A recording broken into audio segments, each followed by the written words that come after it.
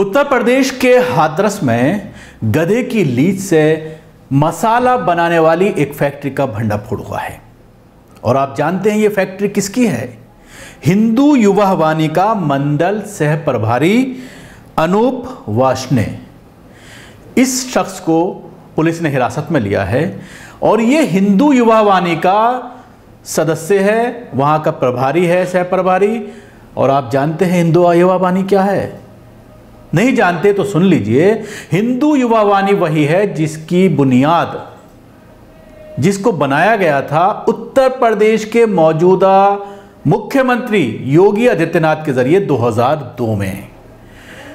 और जो उत्तर प्रदेश में रहने वाले हैं उनको आज मालूम है, वो अच्छी तरह से जानते हैं कि बीजेपी के सदस्यों से ज्यादा आज उत्तर प्रदेश में अगर किसी की चल रही है तो वो है योगी की हिंदू युवा वाहिनी। आप अंदाजा लगा सकते हैं कि किस तरह से इस तरह के जो संगठन हैं वो कानून को अपने हाथ में लेकर के किस तरह से वो सरकारी मशीनरी का इस्तेमाल करके सरकार के ऊपर दबाव बना करके, पुलिस प्रशासन के ऊपर दबाव बना करके किस तरह की चीजें लोगों को परोस रहे हैं। और जो खुलासा हुआ है उसमें यह बात सामने आई है कि 300 किलोग्राम के करीब मसाला मिला है, जिसमें हल्दी, धनिया, मिर्चें, गरम मसाला, ये सारी चीजें जो है तैयार मात्रा में, काफी मात्रा में मिला है। और उसके साथ ही कई ड्रम केमिकल वहां पर मिला है, भूसा मिला है, भूसा मिलाया जाता था। और गधे की लीद भी मिली है, कई तरह के कलर्स भी मिले हैं जो मसाले के अंदर मिलाए जाते थे। तो आप समझ सकते हैं कि जिस तरह से बीमारियां बढ़ रही हैं, खासतौर से देश की अगर हम बात करें, हिंदुस्तान में मिलावट का एक बहुत बड़ा बाजार है और बड़ी बड़ी कंपनियों की चीज़ों में मिलावट की बात सामने आती है जब उसकी टेस्टिंग होती है या देश से बाहर जब उसको भेजा जाता है। और वहाँ पर जब दूसरे मुल्क के लोग अपनी सरकारी लेबोरेटरीज में उसका टेस्ट करती हैं तो वो पूरी तरह से मानकों पर पूरी नहीं उतरती, जिसकी शायद ये वजह यह है कि पूरी तरह से सरकारी मशीनरी में करप्शन घुस गया है और कहीं ना कहीं सियासी दबाव भी सामने आता है, जिस तरह से इस पूरे मामले में देखने में आ रहा है।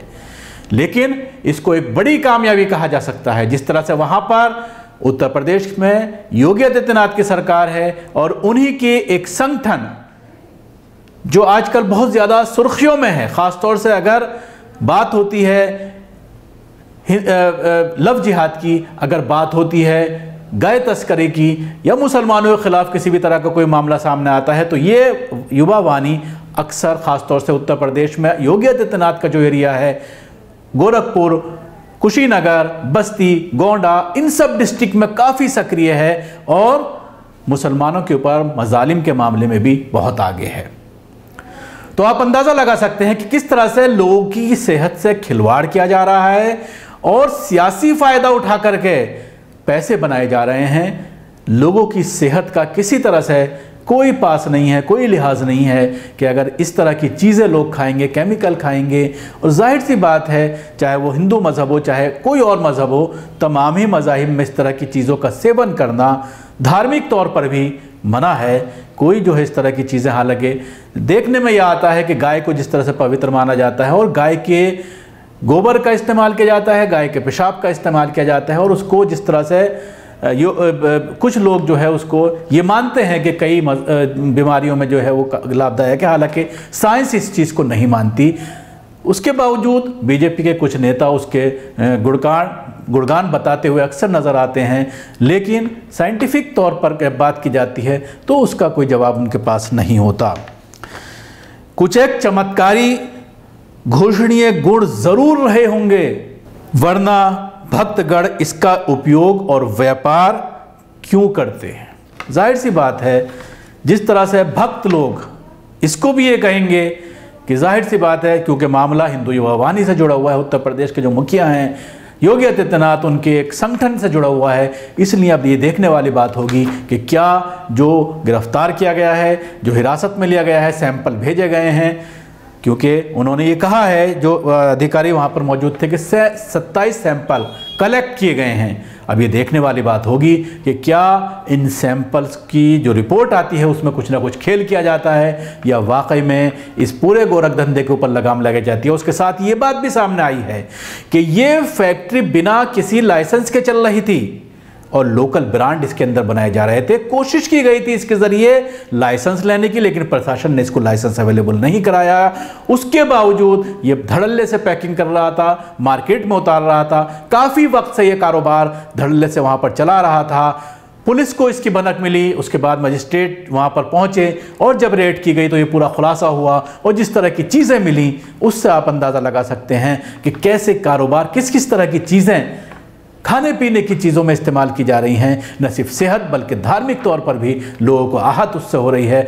और जिस तरह से कैंसर एक बड़ी बीमारी देश में फैल रही है, तो जाहिर सी बात है डॉक्टर्स यही कहते हैं, साइंटिस्ट यही कहते हैं कि जब मिलावट की चीज़ें आएंगी, चाहे वो दूध, दही और घी की बात करें या सब्जियों में जिस तरह से केमिकल्स आ रहे हैं, जिस तरह से और चीज़ों में जो खाने पीने की चीज़ों में जिस तरह से केमिकल्स का इस्तेमाल किया जा रहा है प्रिजर्व करने के लिए या और बहुत सारी चीज़ों के लिए, तो वो पूरी तरह से सेहत से खिलवाड़ है। और इस तरह की चीज़ों के लेकर कानून हमारे देश में हैं, लेकिन अगर कोई पकड़ा जाता है तो उसको बचाता हुआ प्रशासन नजर आता है, करप्शन कहीं ना कहीं नजर आता है। अब ये देखने वाली बात होगी कि बासा लोग हैं, योगी आदित्यनाथ से जुड़े हुए एक संगठन का नेता है, किस तरह की कार्रवाई प्रशासन करता है और क्या इसको पूरी तरह से सजा दिला पाने में कामयाब होता है। शुक्रिया। आपको हमारा प्रोग्राम कैसा लगा ज़रूर बताएं। हमारे यूट्यूब चैनल को सब्सक्राइब करना ना भूलें, इसके साथ ही बेल आइकन ज़रूर दबाएं।